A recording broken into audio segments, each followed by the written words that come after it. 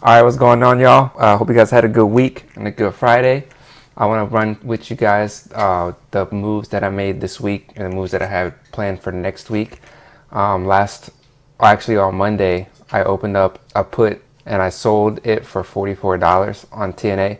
And just so you guys can see the difference between doing this on a Monday versus the Friday before, I got paid $215 on Friday, and then just waiting the weekend till the next Monday, I only was able to make 44. So that just goes to show the difference between waiting till Monday to do something. And when it comes to selling premium, you want to make sure that you get a lot of time, and you benefit mostly from time decay versus when people usually buy options first instead of selling. They don't like time decay, but in this situation we do. So what I did last time when I got paid $215, I just let it expire worthless, as you guys saw in the previous video that I posted. So I made the whole $215 that I got paid up front. This time what I did, because I wanted to make sure I did this on a Friday, was I bought the option back. So right here on Robinhood, you can see that I sold this put for $44, which means I got paid $44 by the market. And what that did was they took $3,200, and it was collateral.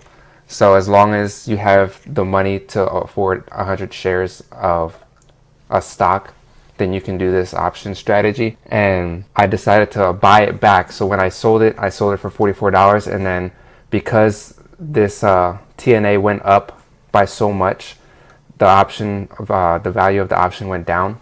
So that's why I only had to pay $4. So basically I took $4 of what I had gotten paid from them and used it to close the option. So in realized gains, I made $40 off of this option. So I updated it right here. So $40 is what I actually made this week. And that's all I did. I didn't do anything else in the stock market as far as selling premium goes. So I would have to take $40 now and multiply that by 0.6 to get my 60%. So for this week, only $24 is going to get withdrawn and put towards my debt, which is not that much compared to obviously $135 last week. But $24 is better than nothing. You know what I'm saying? And that could be, I mean, that's a huge difference. Even if you do $24 every week and you do that for a whole year, you know, oh, not there. If I'm taking $24 every week and I'm multiplying that by every single week in 1 year, that's $1,200 that I'm being able to use to pay off debt. You know what I'm saying? That's huge. Some people have credit card debt that's this much, and you can pay it off without even having to touch your main income source, because you have this strategy to implement as an extra source of income. So I have this, and then what I did was I had bought 100 shares of SPCE, and the reason why is because I think it's going to go up a lot here in the future. Right now I'm down $63, which it sounds like a lot of money, but it's not too much, especially because what I'm going to do right now on this video, is show you guys me selling a covered call. So when I do the put side like I did on TNA, I have to have my cash as collateral. So if I wanted to do this and get paid for it, I would select one contract, and then my minimum credit would be 23, and then right here it'll show you that the collateral is going to be cash. So my collateral is $2,000.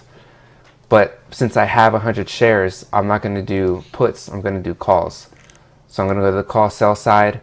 I bought them for $21.06. So I want to make more than that, obviously. So I'm going to go ahead.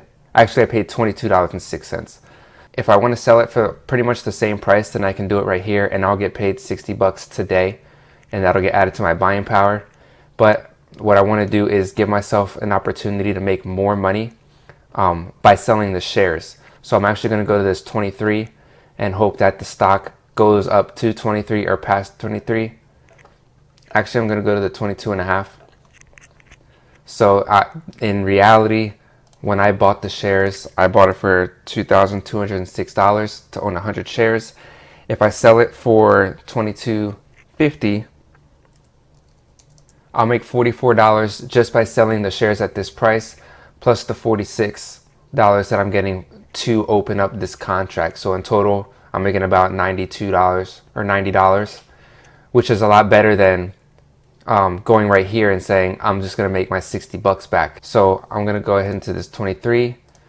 I'm gonna sell it one, and what I'm gonna do actually is change this number so that I can make sure that I get filled. So I'm gonna go to 35 so I can get paid $35 for this, if this will go through right there. And then I get $35 right here, and then it's going to tell me that my collateral is my 100 shares. So I'll hit submit. Hopefully this goes through before the market closes. I'm really pushing it right here.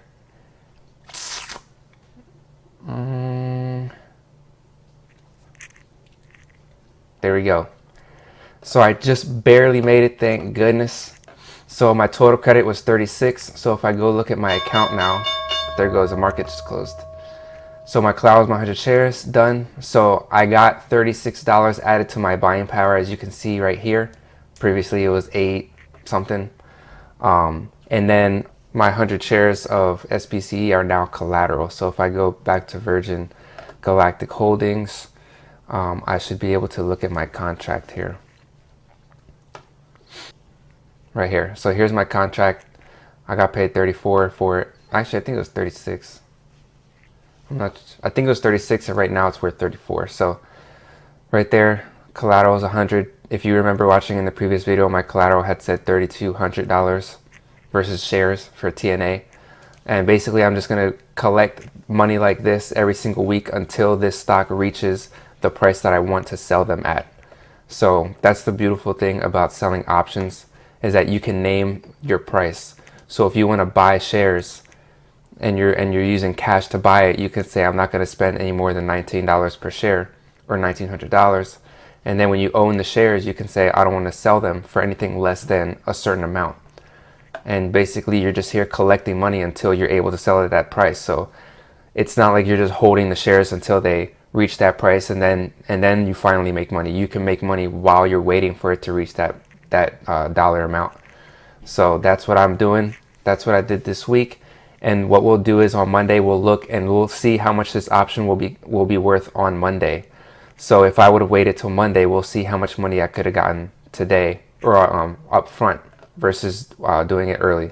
So hope you guys like that video. If you have any questions, leave a comment down below. I'll answer that on the next video. Make sure you go back through the videos so you can get an idea of some other option strategies that you can use the stock market for.